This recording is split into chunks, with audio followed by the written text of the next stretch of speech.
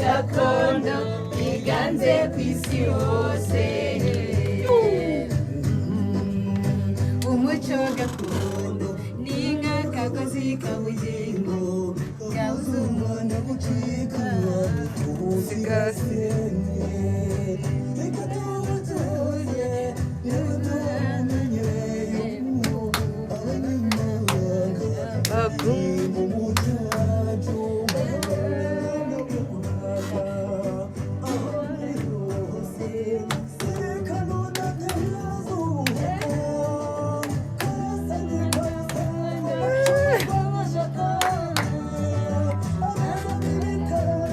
abahungu bazi kuririmba shaka abantu ko bashaka